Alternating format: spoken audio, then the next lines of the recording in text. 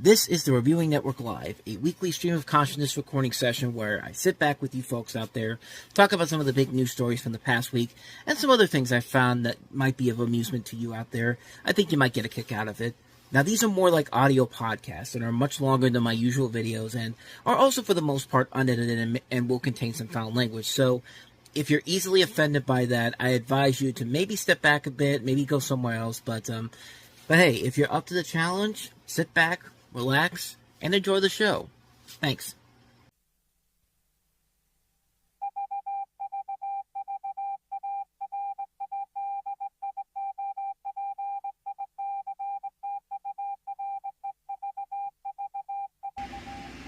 And for the 96th time ever, we are live from the Reviewing Network studios here in some part of Western Pennsylvania, if you will. But welcome to the Reviewing Network Live, everybody. It is Sunday.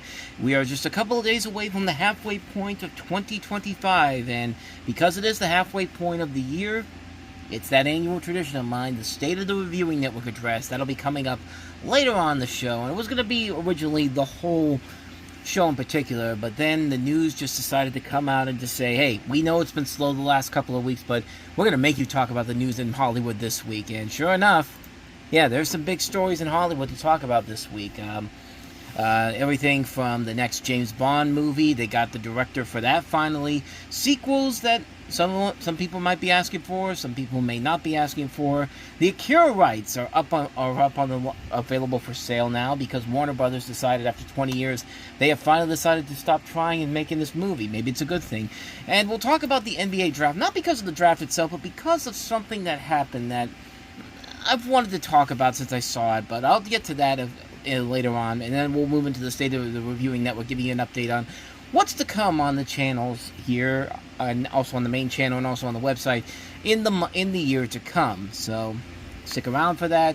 And yeah, it's still freaking hot outside. Not as hot as it was last week, last Sunday, when I was just barely getting along with that episode in particular. But yeah, it's still a little bit warm out here, and it's what you'd expect for the summertime. So with all that said, I lost my train of thought there for a second, but let's get to what we usually start off with here, and that is the weekend box office, and certainly is much more different than I was expecting it to go this time around, but it is what it is. So number 5 this week, not surprisingly dropping off considerably from last week, 28 Years Later, which opened to $30 million last weekend, dipped down to 67.7% to $9.7 million, bringing in $50.3 million after 2 weeks domestically, but if you count worldwide numbers, it's already $100 million worldwide, so it is a hit. It is made back at $60 million budget and then some, and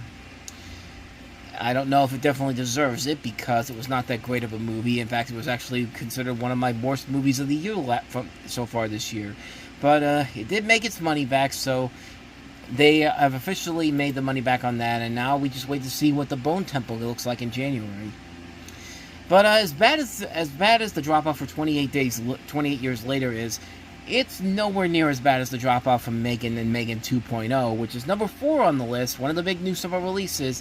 And yeah, Megan 2.0, it certainly is not looking like this is going to be a franchise for too much longer, because the first Megan opened up to around $25 to $30 million. I think it opened up to, I think it was $25 million, if I'm not mistaken. Let me double check here. I was wrong, $30 million. I was right initially. I thought it's because that was my first guess, $30 million. But yeah, needless to say, Megan 2.0 ain't making that money anytime soon. Brought in a dismal $10.2 million this weekend, which was the first day for the first movie alone. $10.2 million over the course of 3 days is not a good thing for this movie in particular. But the good news is, it's a Blumhouse movie, but it's a small budgeted movie, $15 to $25 million. So, it's definitely not as good as the first movie, but it's not a disastrous flop in general. I mean, it still made $17 million worldwide. For a film that cost $25 million at the most to make, it should make its budget back and could be considered somewhat of a hit. But two things. One, Universal, you made a huge mistake opening this up in the middle of summer. What the hell was wrong with you? You put this out in the middle of two of your biggest releases, How to Train Your Dragon, and we got Jurassic World Rebirth coming up on Wednesday. And you're expecting this to make as much or even more than the original film did. What the hell is wrong with you? Maybe it could have done that if the movie was actually good, and sadly, that was not the case with this movie. I saw it, and well, the other thing that could be hurting this movie in general is the fact that I think there is a real sense of Blumhouse fatigue out there. I mean, Blumhouse hasn't put out a ton of movies out there, but the ones they put out, these are the ones they have put a lot of their effort into it. They thought these were the ones that were going to sell to people, like The Wolfman, and then The Woman in the Yard, a drop, and then Megan 2.0, which Megan 2.0 started off having a pretty solid advertising campaign. I mean, they had advertisements starting off, showing off on, during the Grammy Awards, and then they had the big one during the Super Bowl, but then after that, it just fell apart. Like, you barely didn't hear anything after that. Like, there wasn't even anything during the NBA Finals or the Stanley Cup Finals. I mean, you saw a lot of stuff for Fantastic Four, Superman, How to Train Your Dragon, Lilo, and yet, 28 years later, too, but it's like Megan 2.0 didn't even matter to anybody. You're just like, what was the point then? Why'd you put this out in the summertime when you could have just put this out in January? And this thing could have probably made more money, but yeah, I don't know. I think people are just getting sick and tired of Blumhouse movies. I mean, these ones, the first 4 movies they've had this year have either been disappointments, bad movies, or just films that have underperformed severely. And I mean, the good news is they don't have anything else coming until the end of October with Black Phone 2, which I'm now curious to see how that's going to do. I mean, are people going to go to see that movie? Or what about Five Nights at Freddy's 2 coming out in December? Is that going to do well? I don't know. I don't think either one of these... I think this is going to be a wake-up call for Blumhouse in particular if this trend continues, because they have not had one big hit this year. They've had movies that made profit back, but at the same time, they made their budget back, but neither one of them have really made profits in general. I don't know. The last couple of years, they've been lagging, man. They have not made a solid film in the last couple of years. I'm looking at their list here and seeing what the last one they made probably was the original Megan back in January of 2023. Everything else, like Sick, There's Something Wrong with the Children, Unseen, Insidious, The Red Door, Exorcist Believer, the original Five Nights at Freddy's, Night Swim, Imaginary, Speak No Evil. Yeah, I just don't think Universal and Blumhouse realize that they're oversaturating with all these movies in general. I mean, even Marvel at least has tried to simmer it down a little bit here. I know this year we've had 2 of their 3 movies out already, the Fantastic Four, right around the corner, but at least they understood that maybe we're doing too much at the same time here. Maybe we need to take a break from that, and hopefully Blumhouse gets the idea sooner rather than later, because yeah, they're not having a good year so far this year. And like I said, why the fuck would you put this out 5 days before Jurassic World Rebirth? You're literally giving this movie 0 time to make any kind of profit whatsoever. But then again, maybe the whole idea was, well, we'll make it back in the opening weekend. People will come to see it on the opening weekend. There's nothing that's going to compete against this, except for the #1 movie. We'll get to that in a little bit here, but let's get to the #3 movie of the week. #3 last week. That is Lilo. Now, when Elemental entered its second weekend 2 years ago, it crossed over $65 million. So that was the start of the trend of it making back its money back after a slow start at the box office. I bring this up because it made like almost $19 million for its second weekend out there. But Lilo dropped 49% from last week, $10.7 million. After 2 weeks, it's only brought in $42.2 million. And it hasn't even it just barely crossed the $70 million mark in worldwide box office this weekend. Don't ever tell me that you people go to see want more original movies from Pixar and Disney, because here's one that's out there and you fuckers aren't going to see it. Like, I don't care that How to Train Your Dragon is still out there. Like, if you really were that hell-bent on criticizing everybody for, how dare you not go see these original movies. Okay, here's an original movie out there from Disney and Pixar. I'm not going to go and see that. It's like, I don't get it. I don't get it at all. I don't know what people want out there. I don't think anybody really knows what they want out there in the world. Not just with movies, but with everything. Because this is just, I can't believe that this movie is really gonna not make any money back at all. This thing's not gonna make any money back. I mean, it really is not. It costs $150 million to make. It's going to struggle to get there. And even if it makes it, it's going to lose money for Disney. I just know it's going to do that because you can't have a movie like this that's depending on the audiences coming back for it drop 49% on your second weekend. Elemental didn't have that big of a drop off though. Is when the second weekend happened for that movie. I think because like I said, it didn't make a ton of money in that first weekend, but at least held on and made money over the course of the next couple of weeks. Like Elemental brought in $18 million the second weekend after a $29 million opening weekend the first weekend around. And Elio's Elio can't even get past the $50 million mark in 2 weeks. I'm mad at you people. I'm really, really mad at you people because really, that's the best movie that's out there right now. June was a terrible month for movies. I mean, nearly every movie that came out was either a disappointment or a failure, except for the one movie that people should be rushing out to see. But no, we gotta put our money into How to Train Your Dragon, which coincidentally is the number 2 movie this weekend, with $19.4 million, dropping 47% from last week, crossing the $200 million mark this weekend domestically, $200 million. If you count worldwide numbers, it's at $454 million worldwide. So, hooray! You decided not to go spend your money on an original Pixar movie and decided to waste it on this pile of regurgitated garbage, How to Train Your Dragon.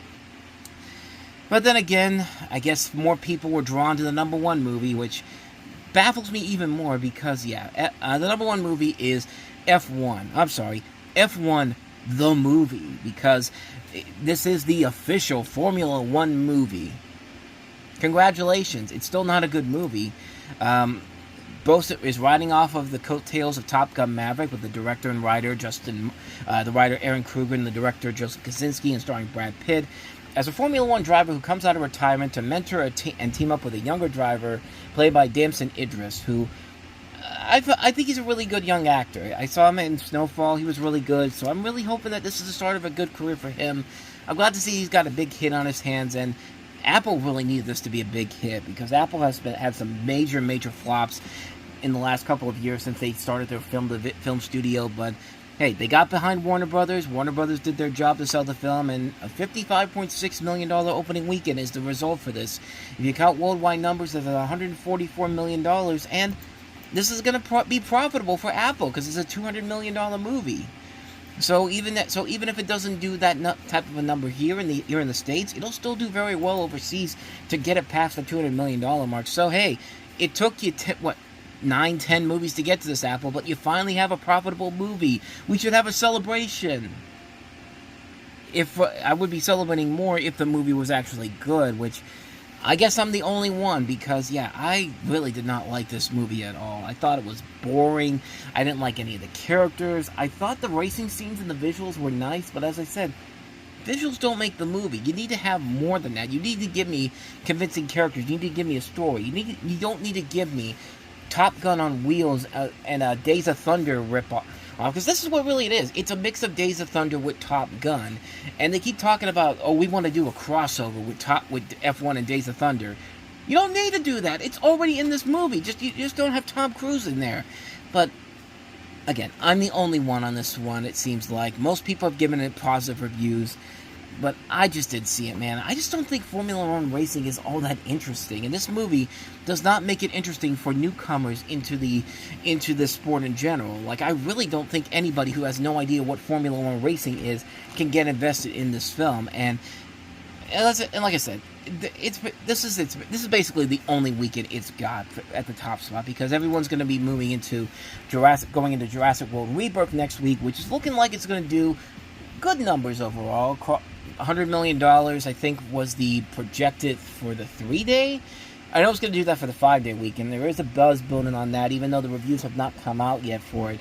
But people have seen the movie. People that I watch online, like FlickPick, and also who else did I see? I'm trying to remember who else I did. But I know the FlickPick's on, and he said he liked it. But I've heard some decent things about it from most people, so I'm definitely looking forward to it. I've liked what they did with the Jurassic World trilogy. I think that's the better trilogy overall than the Jurassic Park trilogy. But then again, the Jurassic Park trilogy only works because it only has one great movie in there, and that's Jurassic Park.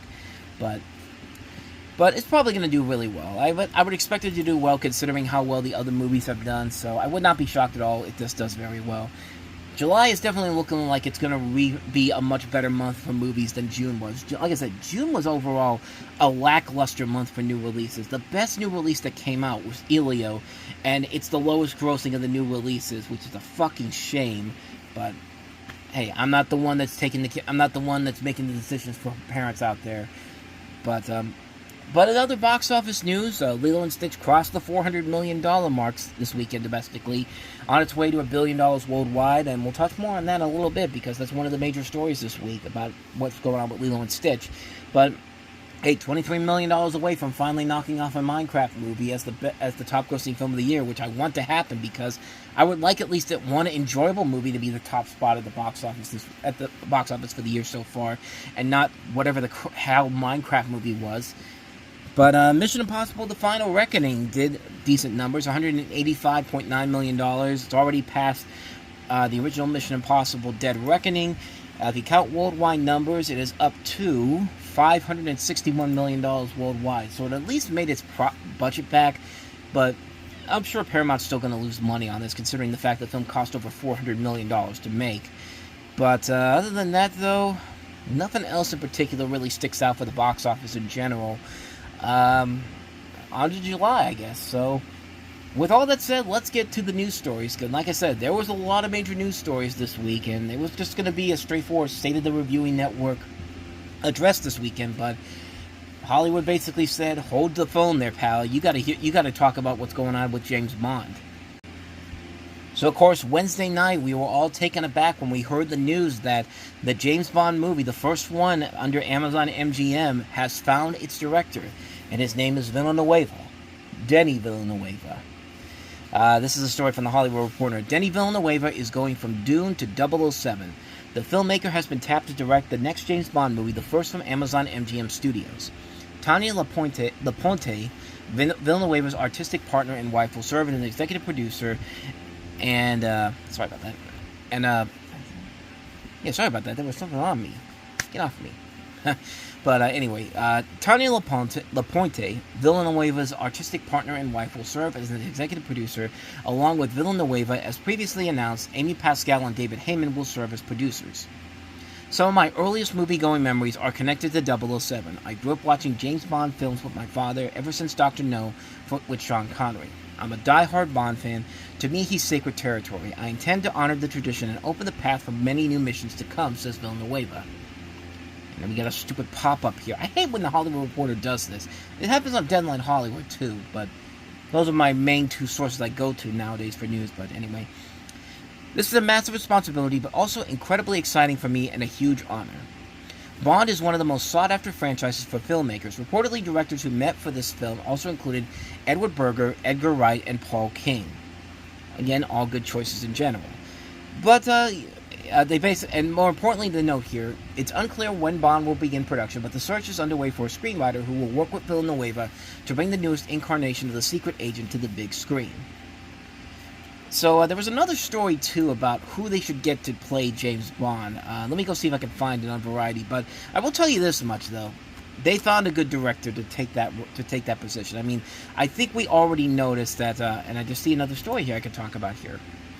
But yeah, there was a story on Variety I'm trying to find of who they should get to be James Bond for Denis Villeneuve. But I think this guy is an excellent choice to direct this movie, and you know, this is a guy that has worked very well. He's proven that he can handle a gigantic blockbuster because of what he did with Blade Runner 2049 and also the Dune movies in particular. I mean, the guy has knocked it out of the park every single time, and it's just something where it's just like, this just feels like the right move and direction to go with this whole thing.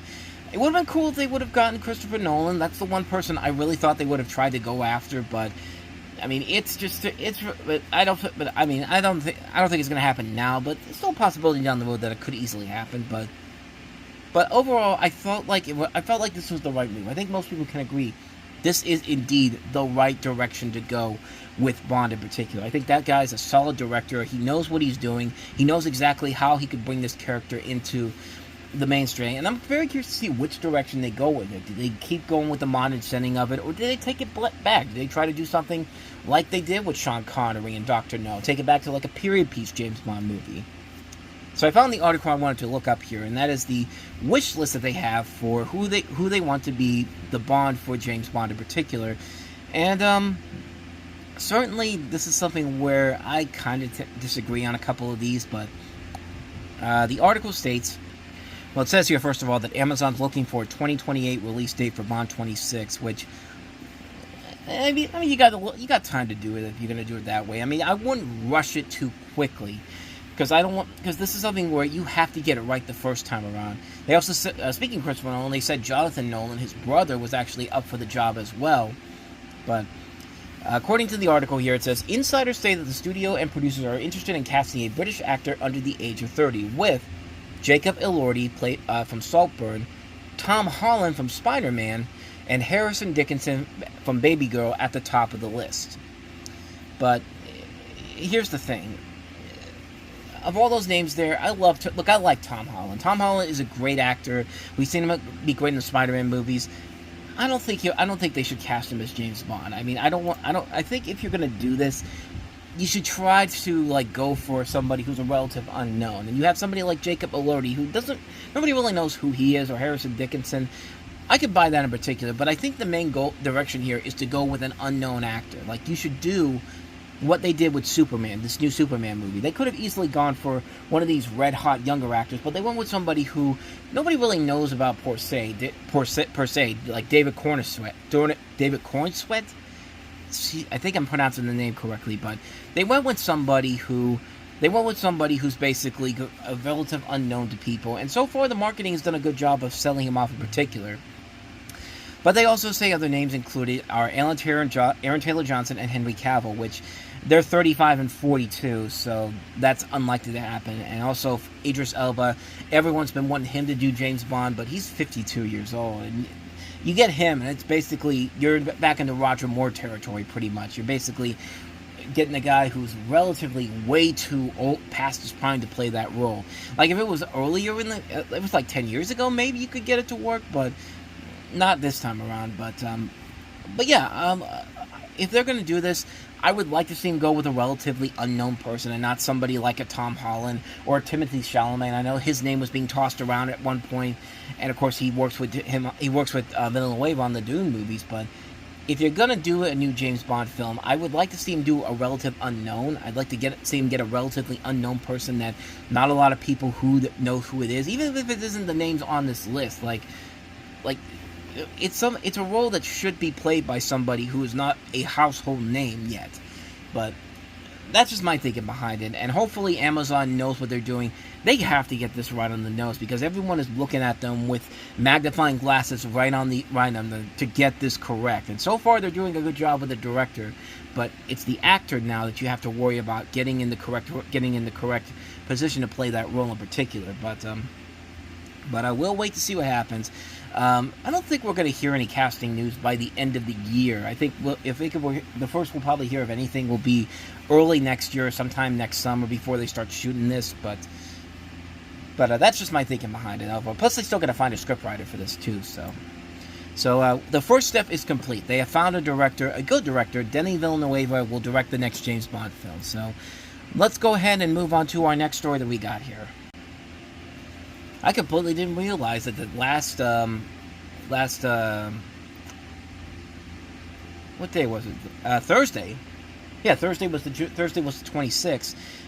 Last Thursday was 626 Day, which makes sense because Lilo and Stitch is experiment number 626, and so why not take the opportunity to make it official that yes, we are getting a live-action Lilo and Stitch remake sequel. So suck it, haters, who are still bitching and moaning about the ending of the movie, which you really should not. But the studio announced the project on 626, a reference to the Wild Blue Aliens government name, Experiment 626. In a brief teaser, Stitch drives a hot pink convertible through the Disney lot as he shouts, "Get ready, here we go." News on the follow-up film comes as Lilo and Stitch has grossed over $910 million at the global box office since Memorial Day weekend. Originally planned as a straight-to-streaming release, the PG adventure is on pace to become the year's first billion-dollar blockbuster, and that's the theatrical windfall. Long before he and Lilo returned to the big screen, Stitch-themed merchandise has remained a huge moneymaker for Disney in the 23 years since the original 2002 film. In 2024, Disney sold $2.6 billion in consumer products featuring the Lilo and Stitch characters. And they got the video right here. Let me see if it'll let me play it. They got the Stitch animatronic in the convertible. I want to get that somehow. Like, I don't know if I don't know. Maybe I have to literally sneak into Disney Studios, pull like a heist off, get my hands on that when they put it in the Disney Vault. Which, at this point, they probably aren't going to do that since they're going to be using the marketing campaign pretty good here. But continuing on, I love how the back it also says the license plate Too Fast, which gives you an indication of what they're doing. But Walt Disney, it's in front of the Disney Studios here.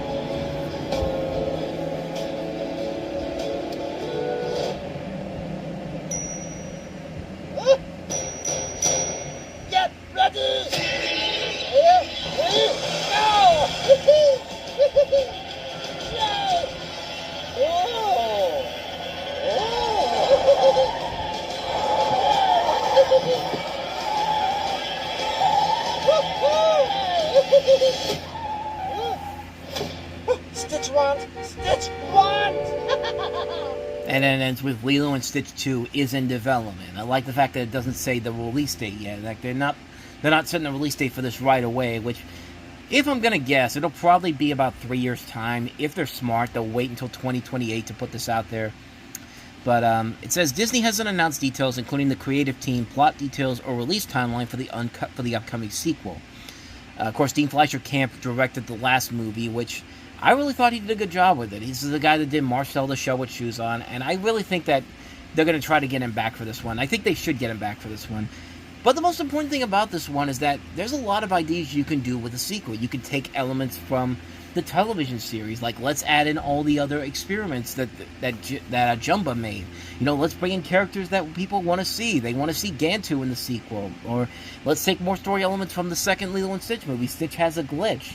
And, you know, the possibilities are endless to see what they can do here. I mean, take the route of Mufasa the Lion King. Don't really do a straightforward retread of the original film. Do something new with it, with some of the stories from the direct-to-video sequels, and actually put it into a sequel that makes for an intriguing film. I think there's a lot there that can be done with this in general, and I'm really curious to see what the direction is they go with it.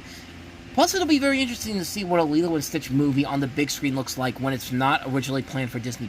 Keep in mind, this was supposed to go straight to streaming, and then Disney decided to release the film in theaters, and it paid off big time for them. It was a big move that paid off for them in the best way possible, because they're closing in on $1 billion and hopefully beating out a Minecraft movie as the top-grossing film of the year. We hope, But yeah, this is definitely one I'm looking forward to since I love this character. I love what they did with the original movie, and I like the live action remake too. So definitely looking forward to seeing what they do with this one here. And that's not the only sequel news we have this week. Let's go to the next sequel news. And that is the fact that The Social Network Part 2 is officially a go at Sony Pictures. The sequel to the 2010 movie in which Aaron Sorkin won an Oscar for writing the script for it. And, you know, they've been talking about this for a couple of months now, and a couple of years now, actually. I think they started talking about this last year, if I'm not mistaken. And I thought it was an idea that was just kind of like, okay, you say you're going to do this, and then it'll just be something that's pushed off to the side. But apparently it's gearing towards actually happening this time around, as I've got the story here from Deadline Hollywood, which says, and following, after teasing a potential sequel to his Oscar-winning drama The Social Network for years, Aaron Sorkin looks to have found an angle to tackle for his follow-up film. Sources tell Deadline that Sorkin has been set to direct The Social Network Part 2 for Sony Pictures. Insiders say that while it's being called Part 2, it's not a straight sequel, but rather a follow-up to the original movie that explores the origins of what would become the world's biggest social media platform. The new film project is in development with Todd Black, Peter Rice, Aaron Sorkin, and Stuart Besser producing. Sorkin's original screenplay for the new movie explores the story behind the Wall Street Journal's The Facebook Files by Jeff Horowitz, an explosive series of articles published in October 2021 that exposed the inner workings of and multiple harms caused by the world's largest social network. Since its release, Sorkin has noted on several occasions of his interest in doing a follow-up, but he couldn't find the right angle. Following the events of January 6, 2021, when the U.S. Capitol was attacked, Sorkin found new inspiration, saying in an interview last year that he believed Facebook played a part. Sources stress that the new film isn't a January 6th movie and will focus not just on the 2020 election, but also Facebook's effects on teens, preteens, violence, and countries outside the United States. Although the original was directed by David Fincher, Sorkin will take on directing duties for this pick, having sharpened his skills since the original Social Network came out. His recent directorial efforts have been included Molly's Game, The Trial of Chicago 7, and Being the Ricardos, which The Trial of Chicago 7 I thought was a great movie overall, which that has me very excited to see this movie because of that alone. But no production date has been set, but sources say that with various deals closed, Sorkin will now focus on finding his ensemble. One can expect every agent in the town moving fast to get their rising stars in front of Sorkin for the highly coveted parts, given what the originals did for actors including Jesse Eisenberg and Andrew Garfield, which I would like to believe that Jesse Eisenberg should be back for this one in particular. But speaking of Eisenberg, who earned an Oscar nomination for playing Facebook founder Mark Zuckerberg, it is unknown, they're talking about it right here, it's unknown how big of a role he will play in the story, whether Sorkin has been in touch with him to reprise the part. That said, while it makes sense that most of the original characters would not return for this film, it's hard to imagine another movie about Facebook not having Zuckerberg appear in some form. They basically replace him with another actor. Of course you do that, but I don't know. When I first heard the sequel news about this, my first thought was, oh god, it's going to be like Wall Street Money Never Sleeps Again, a sequel that nobody was really asking for, that thinks it's going to say something topical and is something that's very much different compared to what the first film did and said 23 years ago, and it ended up being a steamy pile of crap. That was my first thought going into this, but I trust Aaron Sorkin a lot more than I do Oliver Stone. I think Aaron Sorkin has been one of the more persistent and consistently good writers out there. I mean, you've seen his work all over the place, working so well, The West Wing, Sports Night, he did Studio 60 on the Sunset Strip, The Newsroom. I heard his To Kill a Mockingbird was great. I mean, he's written a lot of great movies. A Few Good Men, Charlie Wilson's War, Steve Jobs, The American President, Moneyball.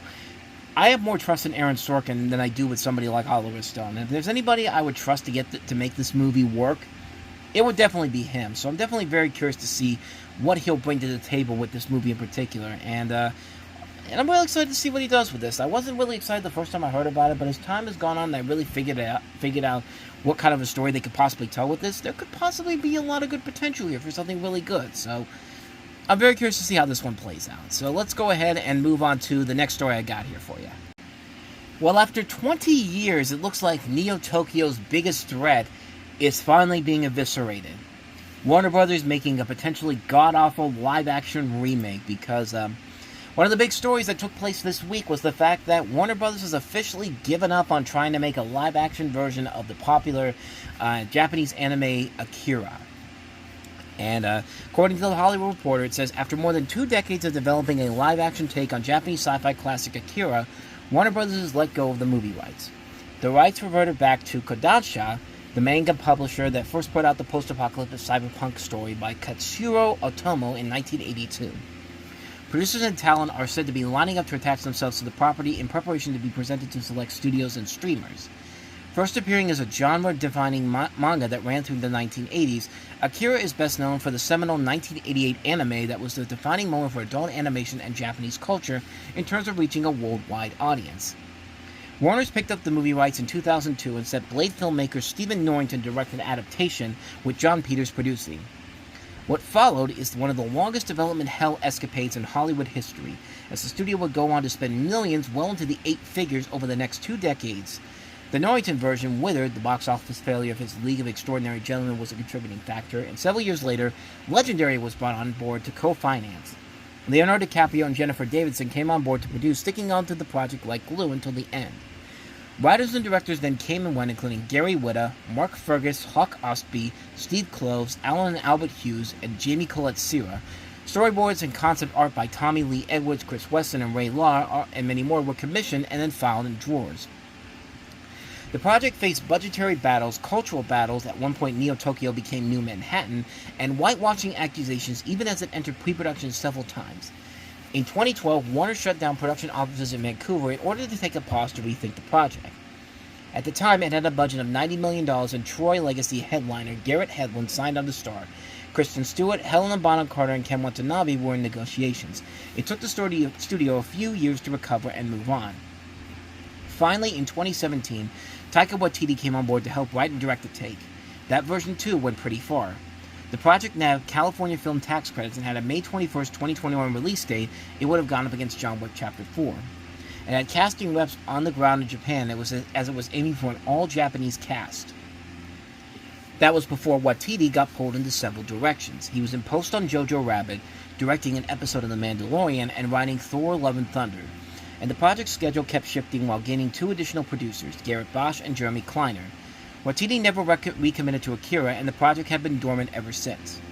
Set in post-apocalyptic Tokyo, Akira tells the story of a teen named Tetsuo, who is in a biker gang and who discovers he has powerful telekinetic abilities that threaten the world.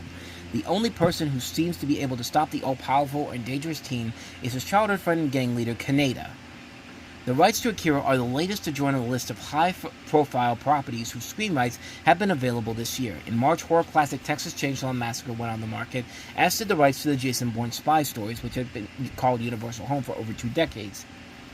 As Akira looks to a new home for its big-screen ambitions, perhaps a quote from the anime is appropriate. The future is not a straight line. It is filled with many crossroads. There must be a future that we can choose for ourselves. And I think a lot of people can finally agree that thank God that this finally happened. I mean, there is a God, because Akira literally could have been absolutely devastating in live action. Because, we've seen bad anime adaptations, like Ghost in the Shell comes to mind. Like, that's one that I think about when I think of how not to make an adaptation of an anime. The Scarlett Johansson-led Ghost in the Shell was one of the most abysmal movies I've ever seen in my life. At that point, you shouldn't even bother coming close to touching that with a 10-foot pole. The only thing that I could have seen Akira being saved by in live action was Michael B. Jordan coming into directing. And this was coming off of what I saw from Creed 3 and how, when the fight sequences happened, he took a lot of inspiration from animes. And I thought to myself, if that Akira movie ever gets made, he's the one person I would think of to go to make that movie work. If you're not going to do it with him, then you might as well just not do it. And I guess they went to him and he decided not to do it. And so that's why Warner Brothers said, fuck it, we're not doing this anymore. This is wasting too much of our goddamn time. 23 years of trying to get this movie made. If you weren't making it within the next 5 years, then you probably should have just given up the rights then. But no, we have to keep going because clearly we need to whitewash this down to make it simplify. Dragon Ball Evolution is another example of how not to adapt a Japanese anime to the live-action front in the U.S., but that's a whole other thing altogether. But now, does this mean we'll ever get to see the live-action Akira? I mean, I think we might. I mean, it just depends on, I'm thinking if it's going to happen with these rights coming up for sale, I'm thinking maybe a streamer's going to do it. Like, it's either going to be Apple or Disney Plus or Netflix. How did I not miss that one? Or Paramount Plus. I think it's going to be one of those things in particular where a streamer is going to come in. More than likely, Netflix probably coming in because they're the ones that usually are game for something like this, even though it does not work out well most of the time. But I mean, that's my first thinking right there. I don't think a major studio is going to come in on this one and take it. I don't think Disney's going to really come in and do it, even though I said Disney Plus is one of the options there. I don't think Disney's going to take a chance on it. I don't think Universal's going to really take much of a chance on it. I mean, maybe they might. Paramount, probably not. Lionsgate, I'd stay away from them because even they don't know what they're doing right now. But I think if there is an Akira movie that gets made in the not too distant future, it's going to be something through Netflix. I think Netflix might be the one studio out there that could probably get this done. But other than that, though, I don't think we're going to see this happening anytime soon, which could be a great thing because you know what? It makes me want to say, go watch the original Akira, and you'll see that there's absolutely no need for a live-action version of this. The original anime is perfect. We don't need a live-action version of this. Let's just not make it happen. Can we not make it happen? And meanwhile, there's a bunch of Hollywood executives saying, nope, we're going to make it happen because think of all the monies we'll bring in. It's just like, yeah.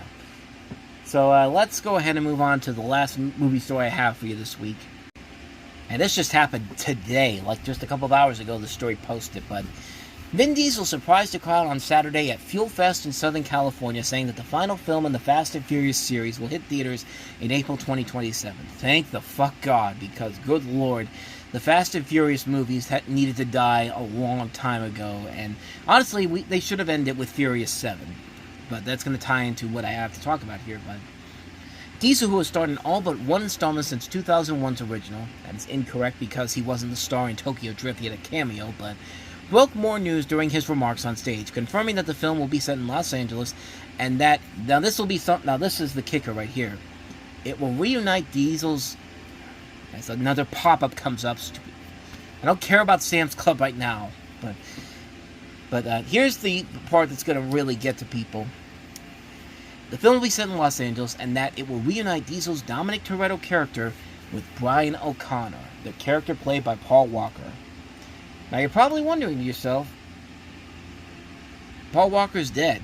I mean, he's been dead for 12 years now. But, as I said here, Walker starred with Diesel in the original and appeared in 5 installments before he was killed in a car crash in November 2013 at age 40. Diesel previously had taken to social media channels to urge Universal to date Fast X 2, up to 2013's Fast X, which grossed $700 million plus at the global box office. The sequel had been billed as the final film in the franchise. He had previously touted that the film should be set in Los Angeles, like in the old original film. Earlier in the year, in the aftermath of the devastating LA wildfires, he said that keeping the production in town was vital. Los Angeles needs it now more than ever. Los Angeles is where Fast and Furious started filming 25 years ago, and now Fast will finally return home, all love. There are currently no films on the major films on the April 2027 release date calendar. Notably, the most successful film in the franchise, 2015's Furious 7, was the only pick in the franchise to open in that month. Now, that is incorrect because Fast and Furious opened in 2009, in April of 2009. That one I know for sure is right, but they got the video right here. Let's listen to some of this. Just yesterday, I was with Universal Studios. Does anyone know Universal Studios? Does anyone know Universal Studios? We know that that's a theme park that's not Disney. What kind of a question is that? Studio said to me, "Vin, can we please have the finale of Fast and Furious, April 2027. I said under 3 conditions.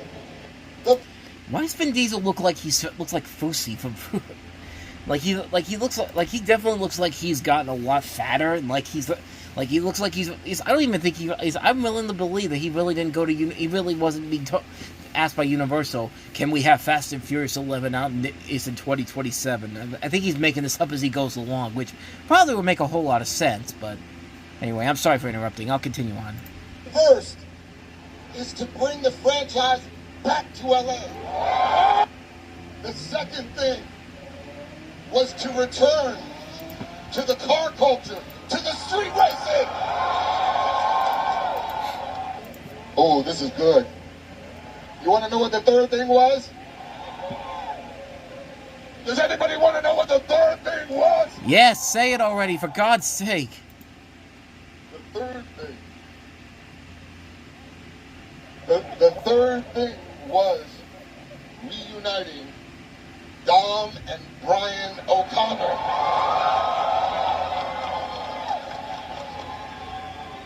That is what you're going to get in the finale. Love you. Yo!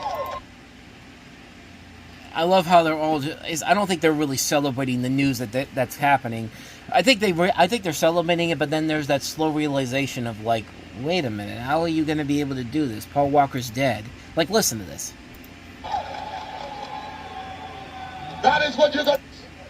Reuniting Dom and Brian O'Connor.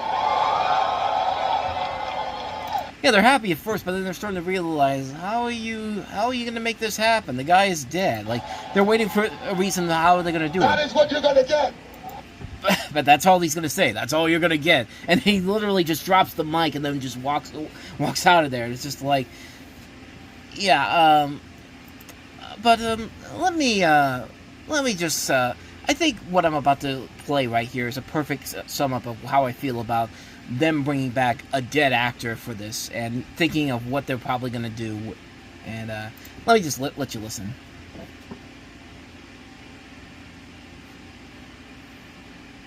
Fuck you. Exactly. Like, because that's the first thing you think about. It's like, fuck you, man. It's just like, because we know how they're going to do it. They're going to use AI. Because AI is the way of the future now, and apparently we went to strike 2 years ago for nothing. I'm not saying we went on strike, but Hollywood went on strike for absolutely nothing. The whole point of the 2023 writer strikes were the fact that the writers and the actors strike was the fact that they were striking because of AI. They were afraid that people were going to use the studios were going to use AI and completely ruin the way movies are made. And I'm so glad that they've proven that we're not going to that the fear that they had 2 years ago is now going to officially happen, because that's the only way I could think that they bring this guy back in the picture. Like, there's no other way you could do this without artificial intelligence, and like, we just know it's not going to work out. And that's the thing that really bugs me about this. It's just like, I'm glad to see that this is the final Fast and Furious movie, because, good Lord, this series should have died years ago. But I'm sorry, man. The thing that the killer is him saying, we're going to bring back Paul Walker. And we just know it's going to be AI. It's going to look terrible. It's going to be complete. And they may say it's going to be like, oh, it's a heartful tribute to our good friend. It's just like, okay, how are you doing it without using... Can you do it without using artificial intelligence? I mean, they probably could. I mean, there's probably ways to do it. I mean, think about it. I mean, Rogue One, for example. Like, they brought characters back. They brought characters back in there, and that was before anybody really knew what AI was. That was like 2016. Of course, Sky Captain in the World of Tomorrow used it too. Maybe I'm hoping that there's some lost footage out there that we just don't know about, and that maybe that's how they're going to bring it back in here. And it's just like, but really, I don't want to see what I think that I'm going to see here. I think the overall result here is that you're going to get a movie that's going to use AI to bring Paul Walker's character back in here, and it's just going to look terrible, and it's just going to be something that just probably is not going to look that great overall. And that's just my thinking behind it, but that's something I wanted to bring up here. I saw that on there. I had to bring it up because it's just like, nothing good can come from bringing back Paul Walker. If they're going the direction I think they're going to go with it. So anyway, that's the news on Fast and Furious 11. So let's go ahead and tackle one more story I want to get to you before we get to what you came here for, the State of the Reviewing Network address. So this week we had a couple of drafts. We had the NHL draft ending yesterday, and then before that we had the NBA draft. And of course, neither one of these are as significant as something like the NFL draft in particular, or even the Major League Baseball draft, which is still to come in the next couple of weeks. But I mean, I was watching a little bit of the NBA draft in particular. There wasn't really anything that significant because I don't have an NBA team here in Pittsburgh, which is a shame because the only team I can root for is the Chicago Bulls, and even then, there's not really much I can say about what they do. But the only thing I knew about the NBA draft this time around was the fact that Cooper Flagg was going to be the number one pick for the Dallas Mavericks. I mean, that was not a shocker whatsoever. But the draft itself took a back seat to something that happened on not really ESPN, because I think what happened with the NBA draft this time around is that, unlike the NFL draft, where it was just straightforward coverage from both ABC and ESPN with the same people behind the scenes, but for the NBA draft on ESPN, they had two different personnel teams on there. Like I think on ESPN, you had all the people. You had all the people from the ESPN NBA pregame show, like Malika Andrews, and who else was there? I think it was Malika Andrews. Why can't I remember who else was there? But hold on one second. Yeah, it was Malika Andrews, Jay Biles, Kendrick Perkins, and Andrea Carter on the ESPN coverage. But then on ABC, they had I think it was a. Why can't I find the names on here? On ABC, they had Kevin Nagandi, Bob Myers, Monica McNutt, and Stephen A. Smith. Because ESPN is apparently putting Stephen A. Smith everywhere, and there's nothing we can do about it. He's all over on ESPN's First Take. He was on General Hospital. He was on an episode of Law and Order, for God's sake, which isn't even ABC. He shows up on all these different news shows. He was on Real Time with Bill Maher. He was on The Daily Show. He was what else was he on? He was on he was on something else. I can't remember what it was. But he's all over the place, and too much of him can be a good thing. And usually I like to hear Stephen A. talk, but during the NBA draft, he just got on everyone's nerves. Not just the viewers' nerves, but the people who were working with him on the stage. Like, I've have several videos here of Stephen A. Smith just losing his goddamn mind for no reason whatsoever. Like, stuff he's saying doesn't make a whole lot of sense in general. And I just want you to go ahead and take a listen to some of this, because this was pretty awe-inspiring what I had to listen to on Wednesday night. Now it's the Nets. Again, it's the Hawks with the graphic. It's the Nets' third pick of the night. They have, again, 5 picks, 2 more coming after this one at 26 and 27. They went with Denis, 8th overall, and then Traore, 19th, and those were 2 guards. And you look at the Nets, we've had this conversation multiple times. Very busy night for them, and it looks like the pick is going to be in soon. Well, it looks like, as far as we know right now, that's their pick. Yeah. So they got 3. Like, I love how Bob Myers, at this point, this is like the 22nd pick of the night, and he's looking first at Stephen A. Is just like, are you going to say something before I get a chance to say something? And, you know, it looked like he was about to, and then Stephen A. was just like, go ahead, say what you got to say. And then, like, it was at a point, you can watch these and see that Bob Myers was getting really, really frustrated at various times during the night. Picks now. Yeah. I'll be surprised if they're hanging on all 5. Forget it. I imagine they've taken a lot of calls on these picks. They probably want to move this pick, but you still got to be prepared. If you don't get good offers, they're going to end up drafting right here, it seems like. By the way, just a little TV tip. You don't have to turn your head. All you got to do is look at I know, but you know what I like? Rather than turning I like to the audience. Time out. I'm just saying. If I'm looking away from you, it's positive for me. Like, he literally just said, looking away from you is positive. Like he was just waiting for Stephen A. to start talking, and then, like, you could just tell throughout the course of the night he was getting so frustrated. But he kept it professional, but Stephen A., like, he went off all night long. I don't know what that was. I don't know what was wrong with him that night, but yeah, he was definitely on something where he just couldn't stop going insane on some of these. But I look past you. Turn it towards the bed. You know what I like? I like the pageantry of the draft. I like to see it there. See it here. Can you give him a GM tip if he gave you a TV tip? Can you give He'd have no shot, Kevin. He's no shot. There's so many things that would have to be corrected. We don't have time. That's not the reason I would have no shot. That's not the reason I would have no shot. I would have no shot because a whole bunch of people out there talking about all of these. Yeah. I mean, they wouldn't make any deals with me. They would never want to do anything. Right. They would never do anything. They wouldn't pick up the I would have to build through the draft only. I couldn't do anything. That's why. But it's okay. It would never come work out for your team. I'll take the job I wanted. I'm good. All right, we'll see how this plays out. Bob, I got to be point blank here. Did you ever have multiple picks in a round, let alone 5? One year I had 5 picks. And what did you do with them? Did you really have 5 picks? 3 were in the second round. Okay. So nobody has 5 picks in the first round. I mean, oh, you're right. No, Harrison Barnes, good player. Festus is elite. Draymond Green was in that. Okay. He was 35. He was second round pick. That's right. Yeah, so those 2 guys are good. Help us win a championship. Second round pick help matters. Second round picks do matter. That's all I'm saying. I don't know what you're asking. I never had 5. Nobody has 5 for Nobody. picks. It's unheard of, right? It's something that we have not experienced. That was actually one of the more sane times during the night. But, yeah, guess which team that Bob Myers was the general manager for? Or he was part of the reason why that team went on to have a dynasty in the 2010s. Yeah, that's the Golden State Warriors. That's the guy that worked for the Golden State Warriors. He's the reason why Steph Curry, that the Golden State Warriors have won 4 championships in the last, 14 years. But, yeah, that one's not as bad. Let me see if I can find...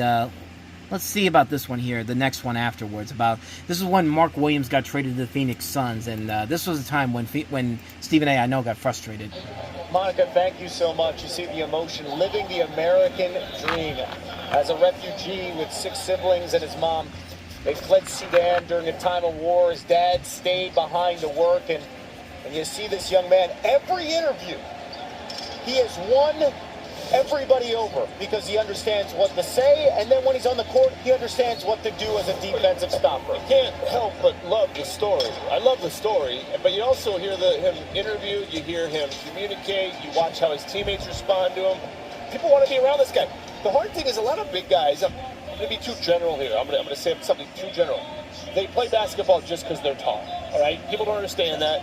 He got invited to play. He's tall, but he looks like, to me, he loves to play. Yes. And I love that in him. He's not just playing because he's tall. He got introduced to the game because he's tall, but he loves to play. I love big dude. Oh, but again, before I get to what Stephen A. say, I like the fact that Bob Myers is clearly, when you listen to him, you could clearly tell that this is a guy that was in the draft rooms when it was his time during the Golden State Warriors, looking at these people whenever you hear him talking. You have somebody there that knows what he's doing, that knows how to rate these players in particular. Now let's go ahead and listen to the complete opposite of that. Here's Stephen A. Smith. He loves to play. I love big dudes that play big. I love big dudes that play big. I mean, I don't know. Like, that just that's the type. I like the comment that someone left on the YouTube here. That's the type of comment you make when you have the IQ of a houseplant. Like, just the wording of that makes no sense whatsoever. I like big dudes that play big. I mean, that's like what's another analogy I can use for this? What's the that sounds like a porn star in the contract negotiations about who they want to do their scenes with. Just like, I like big dudes that play big. Like, I mean, I don't get it, man. There's been a lot of those. There's been a lot of those type of readings and all that. I mean, Chris Collinsworth had one of the greatest ones ever. During a Sunday Night Football game many years ago, where he's just like, let me see if I can find it. I know which one it is.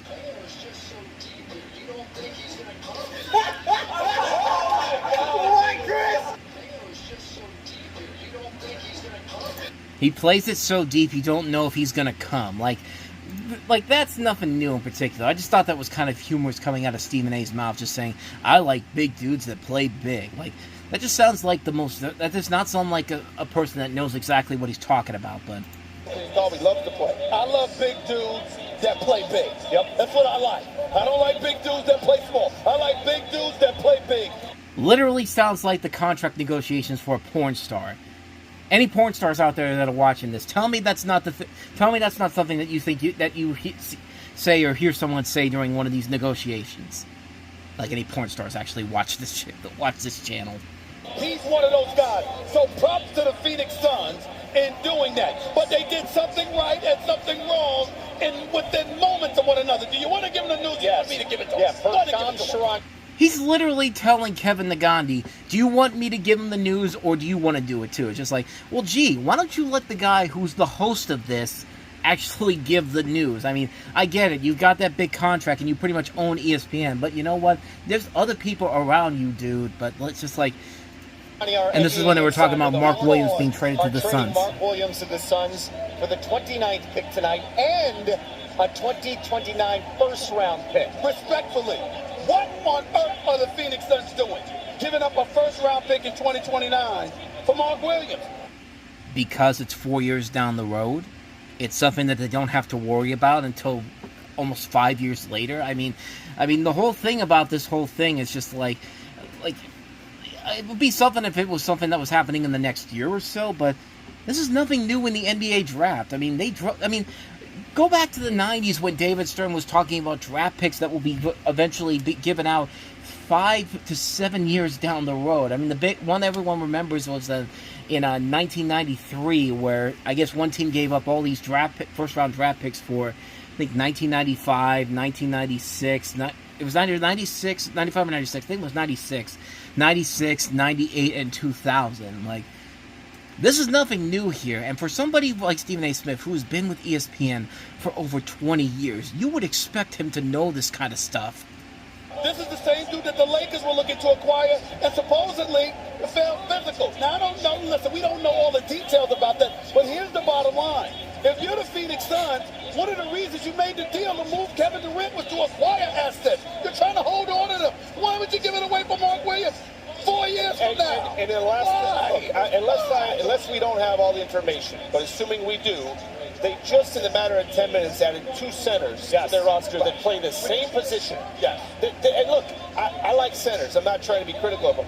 Centers are the most likely players to be played off the floor. We saw Oklahoma City a week ago They played big all year, and they got to the finals, and they couldn't really. Minnesota, where Rudy Gobert. Minnesota, that happened. Gobert. So you got to be real careful overvaluing some of these guys. They just added 2 of them in the last. Again, that's somebody who has been in this type of a situation in the draft room.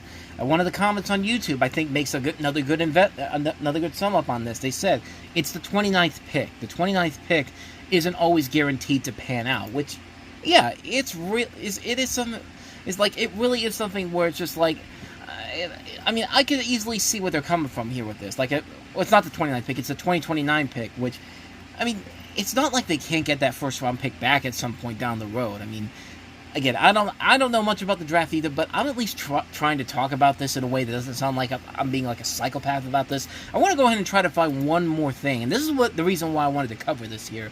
Stephen A. Smith going crazy when Jeremiah Fears got selected, and this guy is. If you thought Mel Kiper jizzing over Shedeur Sanders at the NFL draft was something, get a load of this. And of course, I can't find the video of that. You can find him getting drafted during the ESPN version of it with Malika Andrews and all them, but they won't put it on there with how Stephen A. Smith just went crazy when Jeremiah Fears got drafted to the New Orleans Pelicans. But there is the story here, and I'll go ahead and at least give you that. So it says here that Fears has his fair share of question marks as a point guard prospect. His 3-point shooting percentage is his lone season at Oklahoma is very concerning. Nevertheless, ESPN pundit Stephen A. Smith believes that the Pelicans, the Pelicans are in good hands, and he foresees Fears becoming the second coming of Kyrie Irving, the NBA champion and the owner of arguably the deepest bag of dribbling and finishing tricks in league history. Now, let me let's see. Smith has long been a fan of Fears, and he's been comparing the young man from Joliet, Illinois, to the Maverick star for the entirety of the draft circle. And it doesn't it sounds like most people don't know what I'm talking about because I can't find any video footage from the draft night because Stephen A. was just going off. He was going insane talking about Jeremiah Fears like he literally was a god. Like he was the best person in the draft class. And I swear to God, like if I could find that footage out there, if somebody out there has footage of that or knows where I can find that footage from ABC's coverage of the NBA draft, please let me know so I can show it off to you because I swear to God, he literally went off the same way Mel Kiper did about Shedeur Sanders. It was literally on that level. That's how crazy that whole thing was. And like, again, I can't find it on here. I've tried everything. I've tried looking through the Jeremiah Fears NBA draft. I tried Stephen A. Smith Jeremiah Fears, and the only one that comes up is when he got drafted on ESPN with Malika Andrews and her crew. But I can't find the ABC version of it, and I should have found. I even went to YouTube TV to see if I could find it from when I was watching it that night on Wednesday. Can't find it on there. Apparently, it was something where I probably should have gone ahead and just recorded it so I had it for the next time I needed this, but I didn't think I was going to need it because I didn't think Stephen A. was going to go fucking crazy talking about this guy. But I swear to God, Jeremiah Fears, like, you would swear that Stephen A. Smith was like on the same wavelength as Mel Kiper was for Shedeur Sanders in the way that he was talking about how much he loved this kid. Like, he was really saying that he was going to be the second coming of Kevin Durant, which that's something that's also bordering on Skip Bayless saying Johnny Manziel, what he said about Johnny Manziel and Tim Tebow. Like, all these teams are going to regret the decisions to not draft Tim Tebow or Johnny Manziel when, no, they've been doing pretty fine considering not drafting him, considering how well that those teams completely fared out in the league. But, again, I wish I could find that footage for you, but I just can't find it out there. But yeah, so there you go. That's, yeah, Stephen A. was just going crazy over the draft, and it really ruined the overall enjoyment of watching the NBA draft in particular. Like, yeah, I could have switched it over to ESPN, but at the same time, it's just like, I mean, I get it. For somebody who has been working with the NBA draft coverage NBA coverage on ESPN for over 20 years, you could at least sound like A, not like a crazy person, and B, sound like you actually know what's happening in the game of basketball. Like That's Good Sports actually had a good video about how Stephen A. Smith is just being oversaturated all over the place. This is a dude that was playing solitaire during the NBA Finals, and not during a commercial break, during the game. Like he's got his money, so he can pretty much do. He's literally in a position where he's just like, I can do whatever I want to, and ESPN can't touch me. Because that's literally one of the things about his contract. It's just like it's like he can say whatever he wants to now. That's why he's all over on these other different shows outside of ESPN and all that. He has free range to do whatever he say he wants to. But hey, who am I to argue with that? I'm just saying though, like the shtick is getting old really fast with him, and if he's really going to be considered a possible candidate for presidency in about 3 years time, I don't know. Maybe that's probably another election I'll probably be skipping out on, per se. But anyway, that story there. That's the story from the NBA draft. So let's go ahead and get to the crux of what the rest of this episode is going to be: the state of the reviewing network for 2025. Ladies and gentlemen, the state of the reviewing network is strong, and it's only getting stronger. Thanks to you guys out there. Now, for those of you out there who don't know what this is, what is the state of the reviewing network? Well, about 12 years ago, this is the week where I came up with the idea for the reviewing network. When I was writing mostly for Spill.com as a fan on that website, and I started my site within a site, the reviewing network, which started off on September the 1st of that year, 2013. And my goal was to have a website of my own by about a year's time. Well, that was drastically cut down when Spill.com shut down in December, and basically I spent most of the month of December grabbing all the stuff I could from the site within the site and making it into my own little website to have it ready for Christmas Day. And I got everything on the main website by Christmas Day, and that's where we've been ever since, on Christmas Day. And then as the years have come, as you probably can guess, I've established not one but 2 YouTube channels. This one in particular, focusing mostly on the news and new movie trailers, clipless versions, and all that. And in the past year, we have done very, very well. Our numbers have been pretty solid. We have just crossed 4,900 subscribers, and we're about 99 away from 5,000. So we're slowly but surely moving very nicely here. If you go over to the main website, we have done very well over the last couple of weeks or so, because our numbers on the site there have been very strong too. We've been holding steady the last couple of months, averaging about 1,300 to about 1,500 views on the website. June overall was our best month in 2025 so far, with over 3,700 people coming to the website in particular. And as we go ahead and take a look at the yearly numbers compared to last year, numbers for 2024 overall were up 17,030, visitors 12,232. In total for the year of 2024, 1.39 views per visitor, over 475 posts published, and we have actually gone past the post published for 500 in 2025 with 567.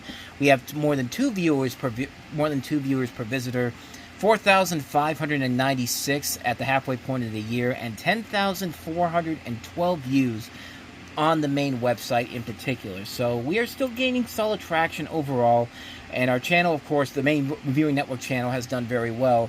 The Reviewing Network Live channel has been holding steady too, but I was hoping we'd see more growth over the next couple of years since the initial launch of this channel 2 years ago. So the overall plans for the State of the Reviewing Network address this year will focus on upgrading the Reviewing Network Live's viewership in general. But before we get to that, though, we need to talk about one of the big projects I've had planned for later this fall, for coming up in August in particular.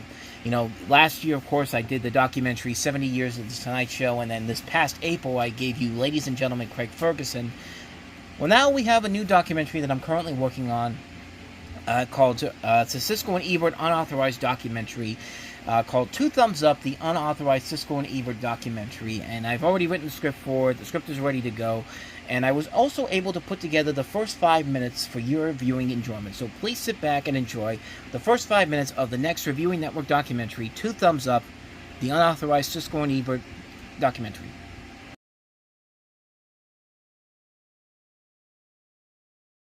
I lost my good friend last week when Gene Siskel passed away. My colleague and sparring partner was only 53 years old when he died from an illness he'd been fighting since last May.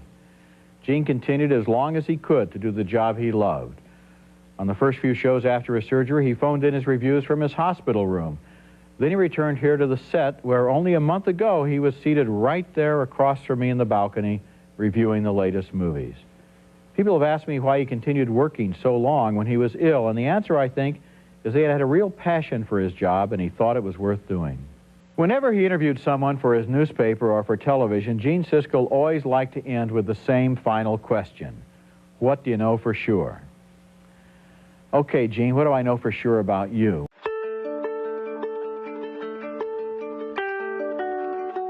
Hello, I'm the Nostalgia Critic. I remember it so you don't have to. Film criticism as a whole still very much exists. You go online nowadays and you will see a plethora of varying voices all over the internet giving their opinions on films, whether it's watching classic movies for the first time and giving their reactions. I hit the gas line, I run! Get the gas line! He's gonna blow up their house. Holy shit, he's gonna blow up their house. Just get him out! Coming out of the theater to give their first thoughts. It was the best IMAX 3D, the only one. I have to see them back to back. Even though I didn't like the movie, Avatar 2 might be better. It's the one thing where I have to concede, the effects and the 3D IMAX, all that, it was pretty amazing. Oh yeah. So I really gotta see them back to back. Or the general format of giving a full-on review, letting their thoughts of the film seep in, and giving their overall opinions on the film and whether or not you, the viewer, should see it or not. I've been lucky enough to allow that to be a part of my life as well, having done this for the past 2 decades. It's kind of like this, it's not a bad movie per se. You could tell what they were trying to do with it, but it's not enough to make me say this is actually a good movie. It's a movie that's just kind of I'm glad I saw it, but I have no intentions of ever watching it again. Kind of I feel the same way about this particular movie right here. I don't hate the movie. I don't like it either. I'm glad I got to see it once, but I have no intentions of seeing this ever again. I feel like there should have been some more to it, whether it was good or bad, but as it is, I just give it a mixed reaction right here. I can't really put my thumb down on it, nor can I really put my thumb up on it. It's just kind of it's there. It doesn't really leave a lot of a memorability to it once it's all said and done. And everybody has their own unique way of covering the movies. But no matter how differently you do it, everyone can agree that there were 2 people out there who gave us a lot of inspiration to enter this certain venture of reviewing movies. Gene Siskel and Roger Ebert. I have never felt a kill in a movie quite like that. Ever. Not in Apocalypse Now, not in The Deer Hunter. Not like that. Not like that. There's so much good in this film, I say it's worth seeing. Well, but I would not, so if a friend asked me to see it, I'd say see it, but be prepared to be disappointed. For nearly 25 years, Siskel and Ebert were the premier voice of film criticism. When you needed to figure out what movie to see or wanted to hear whether or not a movie you were looking forward to was good or not, they were the voices you wanted to hear talking about not just said movies, but every movie. When you heard them talk, you could just tell that they loved their job so much.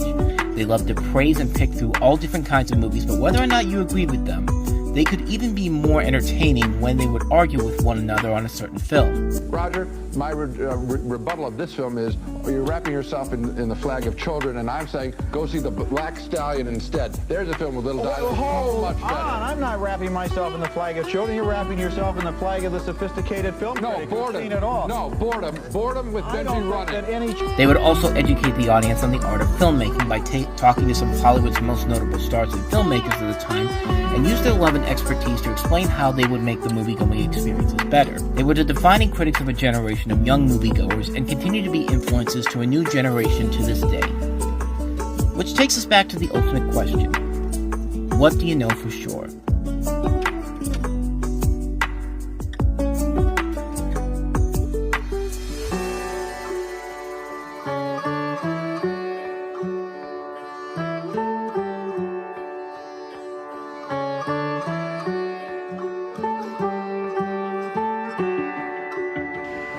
So there you go. That's your first look at Two Thumbs Up, the unauthorized Siskel and Ebert documentary, a 5-part documentary event coming your way this August with all 5 parts every Friday in the month of August. And then down the road, probably around Thanksgiving, you'll see all 5 parts together in one feature-length motion picture, just like I did last year with 70 Years of The Tonight Show. And that's the big documentary I'm working on right now. And there's another one I've been talking about doing. I said I was going to do it the last time we did this, I believe. It was the Saturday Night Live documentary. I still haven't decided when that's coming out yet. And there's also other projects I talked about last time, including Wasteland, which that's still something it's still in the back of my mind. I don't have the proper tools yet to make that a reality yet. But that's still something in the pipeline that I have planned.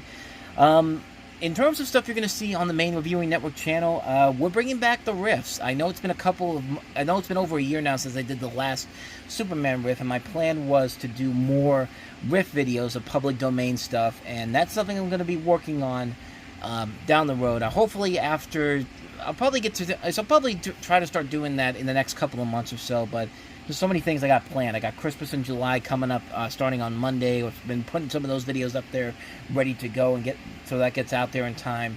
And then of course the Siskel and Ebert documentary in August, and then I got to get ready for September. In September, we're putting a lot more stuff out there for you folks out there. So I hope you appreciate what we're doing here. But there will be more riffs down the road, more riffing videos, more stuff on public domain shorts and all that. I know there's a couple I want to get to, like the Boys Beware one from the 1940s. That's something.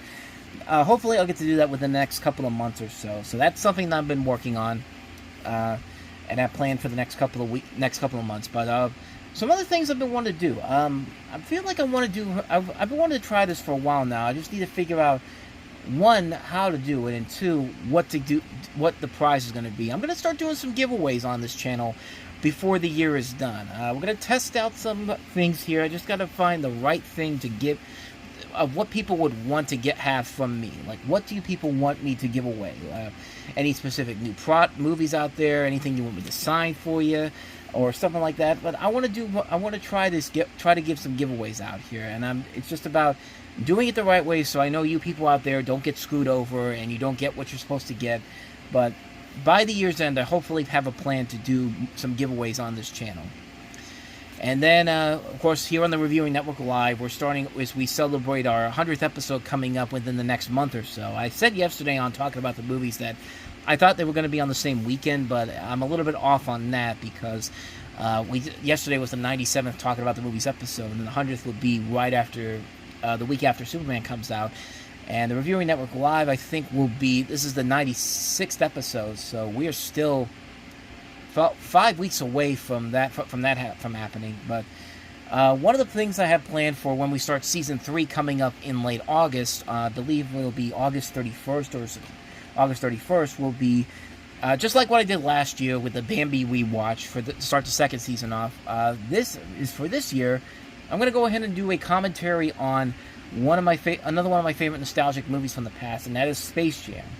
I figure with the success of the Bambi one last year, let's do it with another movie I love so much, and that is, of course, Space Jam, which is a nostalgic guilty pleasure of mine. And there's a lot that I can dive into with that movie. So the Space Jam commentary, that's going to be on Sunday, August 31st, and that should be the 3rd season opener for the Reviewing Network Live on what should be a pretty packed weekend for me, because not only do I have that coming around, but there's going to be some videos coming up on Friday and Saturday. I'm going to go see the Savannah Bananas on August 29th at PNC Park. So yeah, I'll get some video footage of that for you and have that ready for you on that Friday. And then the following Saturday, the next day, will be the Pitt home opener with Duke and Pitt, and that's how Movie Stop will kick off the 10th anniversary season of that. So yeah, like I said, lots of things in store going forward, but the Space Jam commentary will be August 31st on what should be a very packed weekend on the Reviewing Network family of channels, if you want to go with that. But as I said before, my main goal for the State of the Reviewing Network for 2025 is more emphasis on more stuff for the Reviewing Network Live channel. I mean, I try to have a wide assortment, an assortment of different things in particular, trailer reactions, the Time About the Movies clipless versions, and also the NFL Network stuff. and also the Sunday Night NFL Rewatch coming up this fall, which will be the games I mentioned on there already. Which, if you did not hear any of those games, just a reminder, I have 7 games in particular, including the Baltimore Ravens and the Buffalo Bills opener on September the 7th, then the Lions and Chiefs on October 12th, the Packers and Steelers on October 26th, the Chiefs and Bills on November 2nd, the Steelers and Chargers on November the 9th, the Lions and Eagles on November 16th, and then the Week 18 finale coming up in January. And then there'll be a playoff game, too, that I'll do at some point, which will be to be determined. But so if you want to see the full video on that, you can see you can find the video on here. I'll leave a link to it down below, so you can go check out the video for the Sunday Night NFL Rewatch schedule reveal. But I have other plans on some other shows I'm going to add on to here. I want to do like a daily news show, like I'll cover one story each day in the world of movies, television, entertainment, something that I just found interesting that's worth talking about, and then that'll be a video that I'll put on here as like a little short on here, because the shorts do very well on this channel. But then another idea I have here is for a Reviewing Network shopping show. I've been talking about doing shopping videos here for the longest time, not the videos of me going shopping and all that, but for the 2 shops I have on eBay and Mercari, where I have a bunch of stuff on there that's worth buying, and stuff I found from mostly from thrift stores, going through my collections, going through sales at various stores with stuff they're trying to get rid of. And I've been saying for the longest time I want to do like a home shopping network type of video series on it. And I figure, why not just do it on here, on this particular channel? So, starting around September, probably after the new season gets underway for the Reviewing Network Live, you'll start seeing new videos once a week. And they might be short videos, they might be long-form videos. I haven't really decided on that yet, but my goal for the 2025, for the next year, 2025 and 2026, is to have more people coming to the Reviewing Network Live channel. And I'm hoping that these new channels, these new videos ideas I have, will hopefully be the ticket for things to come. So there you go. That's just a little bit of a taste of what I have in store for you guys coming up in the next year. There will definitely be more video announcements coming as the year goes on that are not going to be announced here, but will be announced as time goes on. But yeah, there you go. That's the state of the Reviewing Network for 2025. And with all that said, I don't really have any recommendations for you this week because it's one of those slow release weeks. But with all that said, thank you so much for watching this video. I hope you guys enjoyed it. I hope you got a lot of material out of it. Check out the last video I did talking about the best and worst movies of 2025 so far. And if you like this and also want to see more videos, check out the playlist. Hit the like button, hit the subscribe button, and the notification button. And I'll see you guys next Sunday night. And thank you guys for watching and listening to this. I hope you enjoyed it. I'll see you guys next time. And until then, we are out.